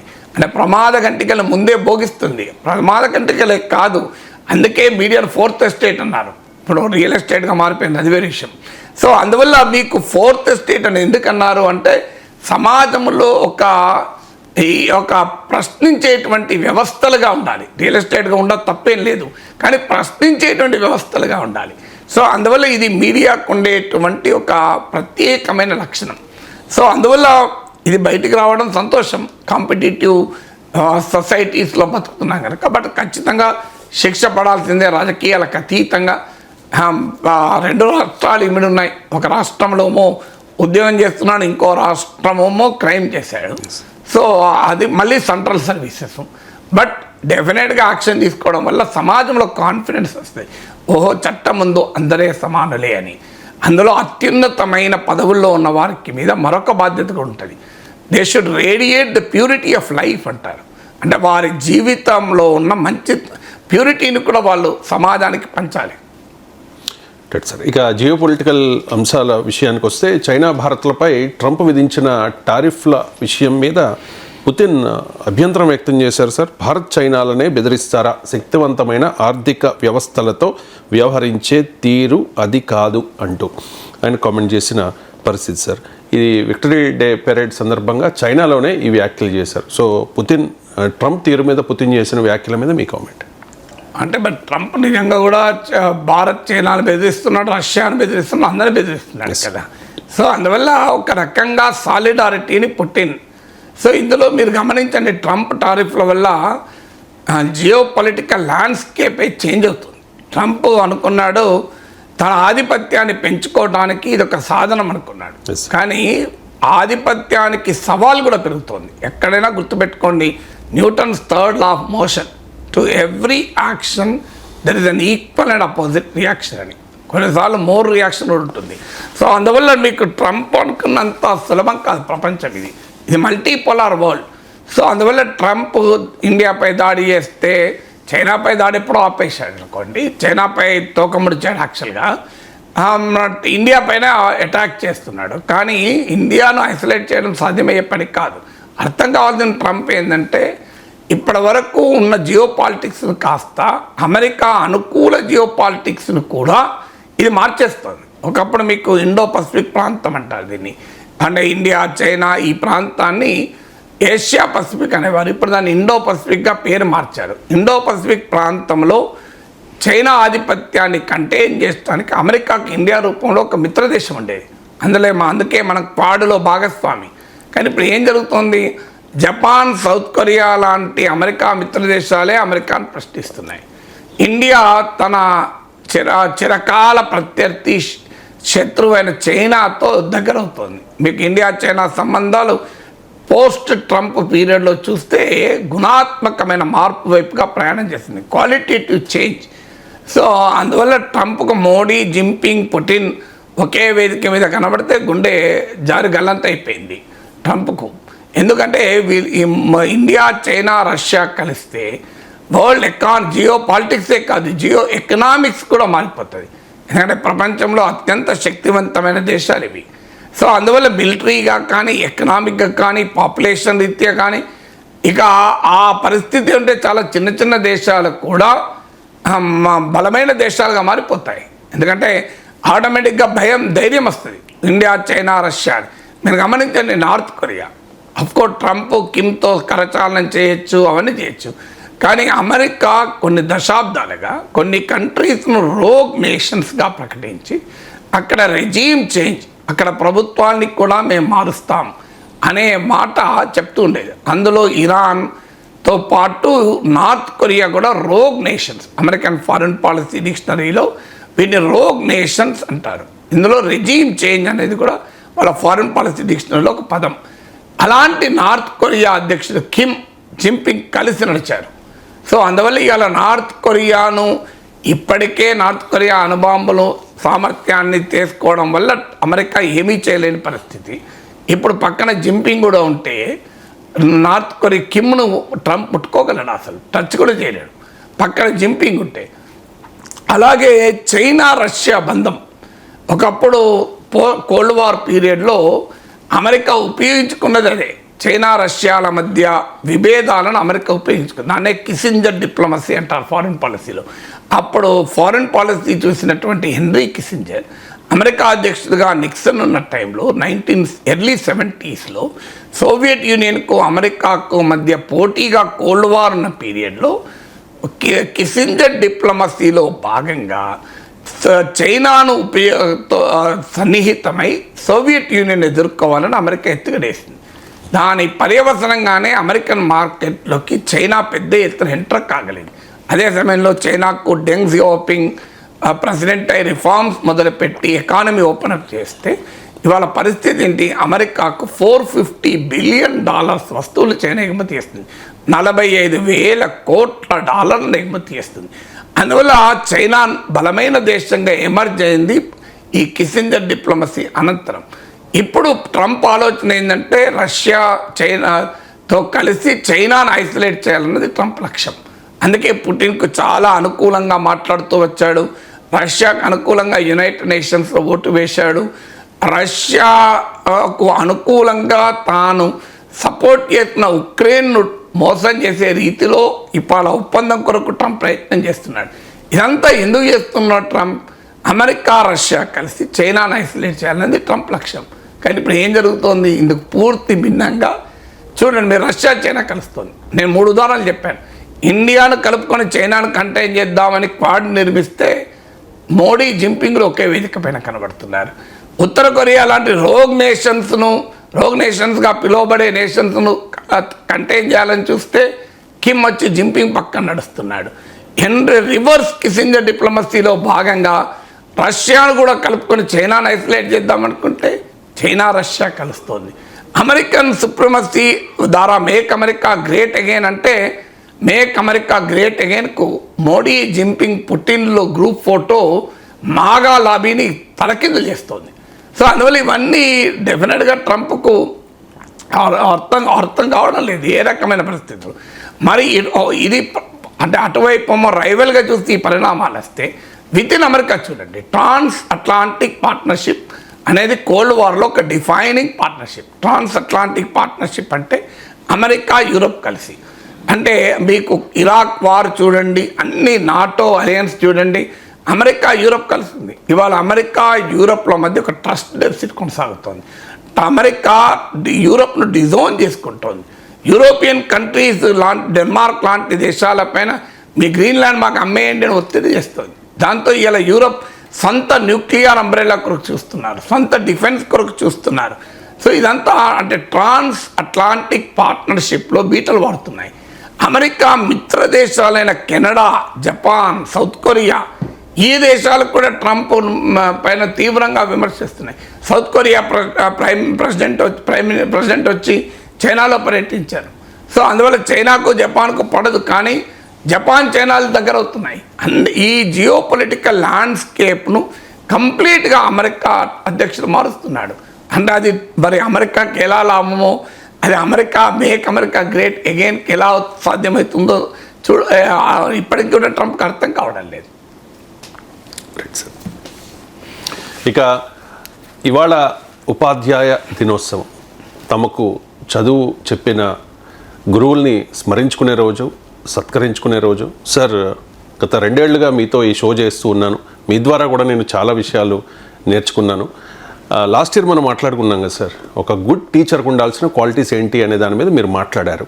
మీరు కూడా సుదీర్ఘంగా ఉపాధ్యాయులుగా, ప్రొఫెసర్గా పనిచేశారు కాబట్టి మీ టీచింగ్ కెరీర్ గురించి మా ప్రేక్షకులకి చెప్పండి. వాస్తవంగా నా గురించి నేను చెప్పను ఎక్కువ, జనరల్గా ఏదో రేర్గా ప్రోగ్రామ్స్. కానీ మీరు అన్నట్లు ప్రతి టీచర్స్ డే అప్పుడు ఉపాధ్యాయునికి లక్షణాలు ఏంటి, ఇప్పుడు 10 great qualities of a teacher అని సరిగ్గా September 5, 2024లో ఇక్కడి నుంచో మాట్లాడాం. ఆ వీడియో యూట్యూబ్లో ఉంటుంది, ఇవాళ మళ్ళీ కూడా పోస్ట్ చేస్తాం, చూడొచ్చు మీరు. సో అందువల్ల గొప్ప టీచర్కి ఉండే లక్షణాలు ఏంటివి అని. సో ఇక మీరు అన్నట్లు నాకు టీచింగ్తో ఉన్న లింక్ ఏంటంటే మా నాన్న టీచరు. అంటే నేను ఉపాధ్యాయ కుటుంబంలో పుట్టాను, ఉపాధ్యాయుల కాలనీలో పెరిగాను. పక్కింటి అంకుల్ టీచరే, అటుపక్కింటి ఆంటీ టీచరే. సో అందువల్ల ఉపాధ్యాయుల కాలనీలో పెరిగాను, ఉపాధ్యాయుల కుటుంబంలో పెరిగాను. అందువల్ల దట్ ఇస్ మై ఒక రకంగా నాకు లింక్, వారసత్వ లింక్, ఇన్హెరిటెన్స్ లాగా వచ్చింది టీచింగ్ అనేది. తర్వాత నేను 1988 అక్టోబర్లో ఉస్మానియా యూనివర్సిటీలో అసిస్టెంట్ ప్రొఫెసర్గా జాయిన్ అయ్యి 2023 ఆగస్టులో ప్రొఫెసర్గా రిటైర్ అయ్యాను. వాస్తవంగా ఒకే టీచింగ్ క్యారియర్ ఉంటుంది. టీచర్గా చేరితే హెడ్ మాస్టర్గానో ఎంఈఓనో రిటైర్ అవుతారు, అసిస్టెంట్ ప్రొఫెసర్గా చేరితే ప్రొఫెసర్గా రిటైర్ అవుతారు. నాకు చాలా వర్సటైల్ టీచింగ్ ఎక్స్పీరియన్స్ అవకాశం ఇచ్చింది జీవితం. ఒక రకంగా అవకాశం తీసుకున్నాను. అందువల్ల కేవలం యూనివర్సిటీల్లో నా స్టూడెంట్స్కు క్లాసులు చెప్పడమే కాకుండా విస్తృతమైన రంగాలలో ఉన్న వారికి క్లాసులు చెప్పాను. మీకు జర్నలిజం టీచర్గా పనిచేస్తూ ఇండస్ట్రీకి లీడ్ చేయాలి అంటే ఒక journalism teacher should first be a journalist అని. సో అందువల్ల ఆ లక్ష్యంతో హెడ్ ఆఫ్ ఇండస్ట్రీ ఉండాలి. ఇప్పుడు యూనివర్సిటీస్ అనేది ఇండస్ట్రీకి హెడ్గా ఉండాలి అని నమ్మి కంటిన్యూస్గా ఒక జర్నలిస్ట్ ప్రాక్టీస్ గవర్నర్గా కూడా ఉన్నాను. అందుకే నేను నవ్వుతూ అంటాను, I'm a journalist by training, teacher by profession and was a legislator by accident అని. అనుకోకుండా లెజిస్లేటర్ అయ్యాను, ప్రమాదవశాత్తు కాదు. సో అందువల్ల నా బేసిక్గా యూనివర్సిటీలో పాఠాలు చెప్పడమే కాకుండా మీడియా ఇన్స్టిట్యూషన్స్లో పాఠాలు చెప్పాను. మీకు దాదాపు తెలుగులో ఉన్న అన్ని TV channels starting with TV9 అందరి జర్నలిస్టులను నేను ట్రైన్ చేశాను. సో మీరు TV9తో మొదలుకొని ప్రతి టీవీ స్కూల్లో మీకు అది సాక్షి నుంచి ABN వరకు TV9 ఎర్లీ బ్యాచెస్ నేనే ట్రైన్ చేశాను. తర్వాత ఈనాడు జర్నలిజం స్కూల్లో దాదాపు దశాబ్దానికి పైగా 10 to 15 బ్యాచెస్, కరెక్ట్ గుర్తులే కానీ మోర్ దెన్ 10 బ్యాచెస్. సో ఇప్పుడు ఈనాడు ఆంధ్రప్రదేశ్ సంపాదకులు నాగేశ్వరరావు మంచి మిత్రుడు, అతను ఈనాడు జర్నలిజం స్కూల్ను చాలా సమర్థవంతంగా నిర్వహిస్తున్న సమయంలోనే నేను దాదాపు ఈనాడు జర్నలిజం స్కూల్లో రిపోర్టింగ్ నేర్పాను. అందువల్ల ఒక generation of Eenadu trained reporters. ఈనాడులో పనిచేస్తున్న వాళ్ళంతా ఇతర ఛానళ్ళు కూడా ఉంటారు. Eenadu is known for its training. మిగతా పత్రికల వాళ్ళు, మిగతా టీవీ ఛానల్ రిక్రూట్మెంట్ కొరకు ఈనాడు బ్యాచ్ ఎప్పుడు పూర్తవుతుందని చూస్తారు. సో అందువల్ల అదొక ప్రామాణికం తెలుగు జర్నలిజంలో. అలాంటి ఈనాడు జర్నలిజం స్కూల్లో దాదాపు 15 ఏళ్ళు చెప్పాను. ఇలా అదే కాకుండా గ్రామీణ విలేకరులు అంటే గ్రాస్ రూట్స్ రిపోర్టర్స్, ఇలా ప్రెస్ అకాడమీ నిర్వహించిన క్లాసుల్లో శ్రీకాకుళం నుంచి ఆదిలాబాద్ వరకు, ఆదిలాబాద్ నుంచి చిత్తూరు వరకు ప్రతి జిల్లాలో గ్రామీణ విలేకరుల శిక్షణా తరగతుల్లో ఒక్కసారి కాదు 2 సార్లు 3 సార్లు వెళ్ళి గ్రామీణ విలేకరులను కూడా ట్రైన్ చేశాను. అంటే ఒక యూనివర్సిటీలో జర్నలిజం స్టూడెంట్నే కాకుండా వర్కింగ్ జర్నలిస్టులను కూడా ట్రైన్ చేసి అహెడ్ ఆఫ్ ఇండస్ట్రీ ఉండే ప్రయత్నం చేశాను. ఇది కాకుండా బహుశా తెలుగునాట సివిల్స్ ఐఏఎస్ ఐపీఎస్లకు ప్రిపేర్ అయ్యే వాళ్ళకు, సెలెక్ట్ అయిన వాళ్ళకు క్లాసులు చెప్పిన వాళ్ళు ఎంతమంది ఉన్నారో నాకు తెలియదు, కానీ అందులో ఒకటి నేను. సో అటు ఐఏఎస్ ఐపీఎస్ ఎగ్జామ్ రాసే వాళ్ళకు క్లాసులు చెప్పాను, మీరు సెలెక్ట్ అయిన వాళ్ళకు క్లాసులు చెప్పాను. ఇప్పుడు భారతదేశ వ్యాప్తంగా కనీసం ఒక 100 మంది ఉంటారు నా స్టూడెంట్స్, మోర్ దెన్ 100 ఐఏఎస్ ఐపీఎస్లో సెలెక్ట్ అయిన వాళ్ళు. ఇప్పుడు వివిధ రాష్ట్రాల్లో, తెలుగు రాష్ట్రాలతో సహా ప్రిన్సిపల్ సెక్రటరీస్గా, ఐజీస్గా నా స్టూడెంట్స్ ఇన్స్పెక్టర్ జనరల్ పోలీస్ స్థాయికి కూడా వచ్చారు. సో అందువల్ల ఈ నేషనల్ అకాడమీ ఆఫ్ అడ్మినిస్ట్రేషన్ ముస్సోరిలో I was the visiting faculty. ముస్సోరిలో కనీసం 3 సార్లు వెళ్ళి ఉంటాను. తర్వాత ఎమ్మెల్సీ అయ్యాక నా పబ్లిక్ లైఫ్లో బిజీ అయ్యి ఒక్కసారి మాత్రమే వెళ్ళాను. ఎమ్మెల్సీ అయ్యాక ఇక తగ్గిపోయింది. మళ్ళీ వాళ్ళు పిలిచినా వెళ్ళలేకపోతున్నాను. నేషనల్ పోలీస్ అకాడమీలో అయితే దాదాపు 15 ఏళ్ళు చెప్పాను. Not just for IPS probationers, మీకు ఐజీ ర్యాంక్, ఈవెన్ డీజీగా, డైరెక్టర్ జనరల్ పోలీస్గా ప్రమోషన్ రాబోతున్న అడిషనల్ డీజీ క్యాడర్ ఆఫీసర్లకు కూడా క్లాసులు చెప్పాను. తర్వాత ఇప్పటికీ మర్రి చెన్నారెడ్డి ఇన్స్టిట్యూట్లో ఇప్పుడు latest batch of IAS IPS అధికారులకు కూడా క్లాసులు చెప్పాను. తర్వాత central services, Indian economic services, Indian revenue services, ఇలాంటి వాళ్ళకు కూడా క్లాసులు చెప్పాను. సో అలా అంటే సబ్ ఇన్స్పెక్టరు ట్రైనింగ్ అవుతున్న వాళ్ళ నుంచి మొదలుకొని అడిషనల్ డీజీ క్యాడర్ వరకు ఒక కోఆపరేటివ్ ట్రైనింగ్ కాలేజీలో ఒక చిన్న ఒక బేస్ లెవెల్ ఉద్యోగం నుంచి మొదలుకొని మీకు ఐఏఎస్ ఆఫీసర్ల వల్ల క్లాసులు చెప్పాను. సో ఇదొక ఎక్స్పీరియన్స్. ఇది కాక ఇంజనీరింగ్ విద్యార్థులకు కూడా చాలామంది క్లాసులు చెప్పాను. నాకు ఇంజనీరింగ్తో సంబంధం లేదు, నేను జర్నలిజం ప్రొఫెసర్ను.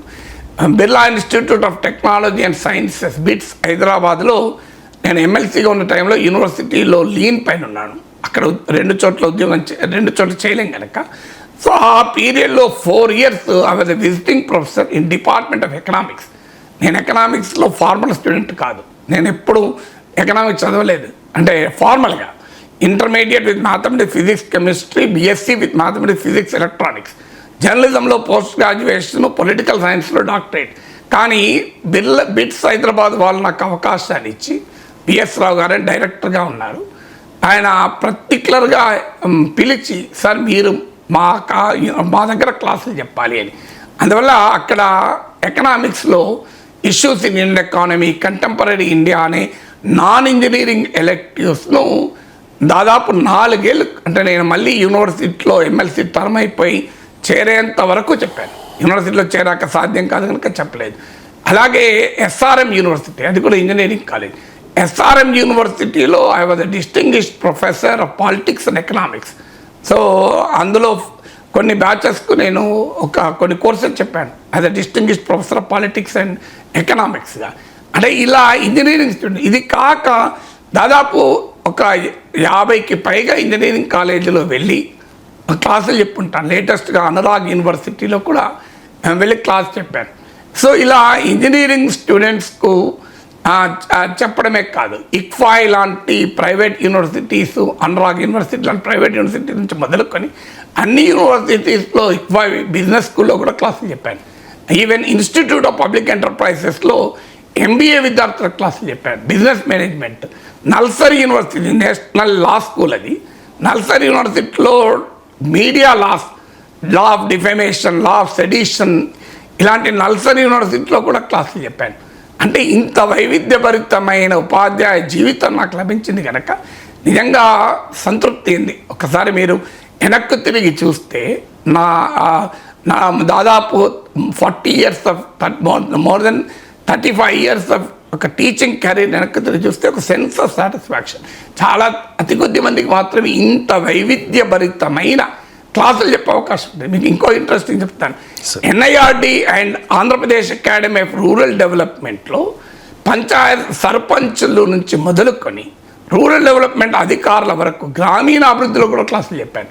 అంటే గ్రాస్ రూట్స్ పబ్లిక్ రిప్రజెంటేటివ్స్ కూడా క్లాసులు చెప్పాను. తర్వాత పొలిటికల్ పార్టీస్ పిలిచిన వెళ్ళి క్లాసులు చెప్పాను. మీకు గుర్తుండే ఉంటుంది, కాంగ్రెస్ పార్టీ తెలంగాణలో అధికారంలోకి వచ్చాక എല്ലാ హోటల్లో కాంగ్రెస్ పార్టీ ఎమ్మెల్యేలను ఉన్నారు. ఆ టైంలో 1 day గ్యాప్ వచ్చింది. ఢిల్లీకి వెళ్ళి అధిష్టానంతో చర్చించి సీఎం ఫైనలైజ్ చేసడానికి. అప్పుడు AICC వాళ్ళు ఆదేశాలు ఇచ్చారు, ఈ 1 day మీరు ఖాళీగా కూర్చోబెట్టకండి ఎమ్మెల్యేలను, వాళ్లకు లెజిస్లేటివ్ ప్రొసీజర్స్ పైన ట్రైనింగ్ పెట్టండి అని. లెజిస్లేటివ్ ప్రొసీజర్స్ ఎందుకంటే అందులో చాలామంది కొత్త ఎమ్మెల్యేలు ఉన్నారు. సీనియర్ ఎమ్మెల్యేలకైనా అవసరమే కదా అంటే నేను వెళ్ళి 1.5 గంటల పాటు కౌల్ అండ్ షక్దర్ ఇలాంటి పెద్ద పెద్ద పుస్తకాలలో ఉన్న మీకు పార్లమెంటరీ లెజిస్లేటివ్ ప్రొసీజర్స్ ఏంటి, ప్రాక్టీసెస్ ఏంటి, ఒక లెజిస్లేటర్గా ఎలా మనం సక్సెస్ఫుల్గా ఉండాలి అనేది కాంగ్రెస్ ఎమ్మెల్యేలకు, ఇప్పుడు సిట్టింగ్ ఎమ్మెల్యేలకు క్లాసులు చెప్పాను. సో దీంతో పాటు కాంగ్రెస్ అనుకోవచ్చు, తెలుగుదేశం పార్టీ ఎమ్మెల్యేలకు క్లాసులు చెప్పాను. చంద్రబాబు నాయుడు ఆహ్వానం మేరకు ఆ ఉమ్మడి ఆంధ్రప్రదేశ్లో ప్రతిపక్షంలో ఉన్న సమయంలో 70-70కి పైగా ఎమ్మెల్యేలకు క్లాస్ చెప్పామంటే వెళ్ళి క్లాస్ చెప్పాను. దానికి చంద్రబాబు నాయుడు అధ్యక్షత వహించాడు, నన్ను ఇంట్రడ్యూస్ చేశాడు. తర్వాత కంక్లూడింగ్ గొప్పతనం ఏంటంటే చంద్రబాబు నాయుడుది 2 గంటలు నేను మాట్లాడితే మొత్తం ఉండి పాయింట్స్ రాసుకొని నోట్స్ రాసుకొని నేను మాట్లాడిన దాన్ని ఉదాహరిస్తూ మళ్ళీ మాట్లాడారు. నిజంగా నాకు ఆశ్చర్యం వేసింది, ఆనందం వేసింది కూడా. జనరల్గా ఎమ్మెల్యేలకు క్లాస్ చెప్పని చంద్రబాబు నాయుడు పిలిచి ఆయన ఎవరికో అప్పచెప్తాడు అనుకున్నా. ఆయనే ఉండే, అప్పటికే ఆయన 9 ఏళ్ళు ఆయన ముఖ్యమంత్రి ఉమ్మడి రాష్ట్రంలో. 9 years చీఫ్ మినిస్టర్గా ఉన్న నాయకుడికి నేను చెప్పగలిగేది ఏముంటుంది. కానీ బట్ ఈ వాజ్ హంబుల్ ఎనఫ్. నేను మొత్తం వేదిక పైన ఆయనే కూర్చొని 2 hours ఆయనే ప్రిసైడ్ చేశాడు. సో అందువల్ల తెలుగుదేశం పార్టీయే కాదు, ఇప్పుడు చాలా పార్టీలు అయితే ఆ పార్టీల రాజకీయాలతో నాకు సంబంధం లేదు. ఎవరు పిలిచినా నాకు తెలిసింది నేను చెప్పగలిగింది చెప్తాను. ఇలా పొలిటికల్ పార్టీస్ అంటే సర్పంచ్ మొదలుకొని ఎమ్మెల్యేలు ఎంపీల వరకు కూడా క్లాసులు చెప్పాను. అంటే ఇప్పుడు మీరు ఈ రేంజ్ చూస్తే ఆశ్చర్యం వేస్తుంది. ఇంకా నాకు గుర్తున్నాయి చెప్పాను, మీకు గుర్తులే. భూటాన్ పార్లమెంట్ సభ్యులకు క్లాసులు చెప్పాను. భూటాన్ పార్లమెంట్ సభ్యులకు క్లాసులు చెప్పాను. రీసెంట్గా 19 countries నుంచి వచ్చిన ప్రొఫెషనల్స్కు, ఇన్ఫర్మేషన్ ఆఫీసర్సు, ఇతర అధికారులకు క్లాసులు చెప్పాను. 19 countries, ఇథియోపియా నుంచి మొదలుకొని మన పక్కనే ఉన్నటువంటి కంట్రీస్ వరకు. సో ఈ 19 nations వాళ్ళ క్లాసులు చెప్పాను. తర్వాత మాల్దీవ్స్ పోలీస్ సర్వీస్ ఆహ్వానం మేరకు మాల్దీవ్స్ వెళ్ళి మాల్దీవ్స్ పోలీస్ అధికారులకు కూడా క్లాసులు చెప్పాను. యూనివర్సిటీ ఆఫ్ కాలిఫోర్నియా బర్క్లీ వాళ్ళు 2020లో వాళ్ళ ఇండియా లెక్చర్ సిరీస్లో భాగంగా నన్ను పిలిచారు. మాంటేక్ సింగ్ ఆలువాలి అలాంటి ప్రఖ్యాత అర్థశాస్త్రవేత్తల ఇండియా లెక్చర్ సిరీస్లో పాల్గొన్నారు. నన్ను పిలిచారు కానీ అన్ఫార్చునేట్లీ అప్పుడే లాక్డౌన్ వచ్చి ఫ్లైట్ టికెట్ బుక్ చేసుకున్నది కూడా క్యాన్సిల్ చేసుకున్నాను. 1989లోనే Moscow state university and Patrice Lumumba people's friendship university అని మాస్కోలో ఉంటాయి, అక్కడ వెళ్ళి కూడా స్టూడెంట్స్ని టచ్ చేశాను. అంటే ఈ దీంతో పాటు స్టూడెంట్స్కే కాదు టీచర్స్ కూడా క్లాసులు చెప్పాను. మీకు national institute of technology Warangal, Jawaharlal Nehru technology university JNTU, university of Hyderabad, Osmania యూనివర్సిటీలో అకాడమిక్ స్టాఫ్ కాలేజెస్ ఉంటాయి. అంటే అక్కడ అసిస్టెంట్ ప్రొఫెసర్లు, అసోసియేట్ ప్రొఫెసర్లకు ట్రైనింగ్ క్లాసులు ఉంటాయి. అంటే టీచర్లకు, స్టూడెంట్స్కే కాదు టీచర్లకు కూడా క్లాసులు చెప్పాను. అంటే స్టూడెంట్స్కు, టీచర్స్కు, అడ్మినిస్ట్రేటర్స్కు, పొలిటీషియన్స్కు, పబ్లిక్ రిప్రజెంటేటివ్స్కు, వివిధ రంగాలకు చెందిన వారికి, ఇంకా ఆఖరికి డైరెక్టర్ల అసోసియేషన్ పిలిచారు ఒకసారి నన్ను. సార్ మాకు సమాజాన్ని ఇతివృత్తాలుగా సినిమాలకు ఎలా ఉపయోగపడుతుంది అని క్లాస్ తీసుకోండి సార్ అంటే వెళ్ళి ఫిలిం ఛాంబర్లో డైరెక్టర్ల అసోసియేషన్ పిలిస్తే సమాజంలో జరిగే పరిణామాలు సినిమాలకు ఎలా ఇతివృత్తాలుగా ఉపయోగపడతాయి అని. సో ఆ క్లాసులు కూడా చెప్పాను. సో అందువల్ల ఇంత వైడ్ ఎక్స్పీరియన్స్ నాకు ఈ 35-88లో ఫార్మల్గా టీచర్గా చేరాను. ఈ 33 ఇయర్స్ 88లో చేరాను, అంటే 37 ఇయర్స్, 37 ఏళ్ళ ఈ నియర్లీ 4 దశాబ్దాల టీచింగ్ క్యారియర్స్ ఒక అద్భుతమైన అవకాశాన్ని ఇచ్చింది. దీని నుంచి వచ్చిన గొప్ప విషయం ఏంటంటే చాలా నేర్చుకున్నాను. Teacher is not who is a good teacher అంటే not the one who teachers, not the one who learns అంటారు. అంటే ఎవరైతే నేర్చుకుంటారో అతనే టీచర్ అని.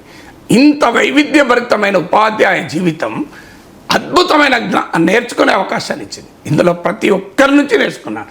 అందువల్ల ఈ ఉపాధ్యాయ దినోత్సవం రోజు నేను ఉపాధ్యాయుడిగా రాణించటానికి, నాకు పాఠాలు చెప్పడం ద్వారా నేర్చుకునే అవకాశాన్ని ఇచ్చిన వారికి అన్నిటికీ మించి నేను నా విద్యార్థుల నుంచి కూడా నేర్చుకున్నాను. కనుక విద్యార్థులకు నేను వందనం చెప్పాలి, నిజంగా చెప్పాలి, అభివాదం చెప్పాలి. వాళ్ళ వల్ల నేను నేర్చుకున్నాను.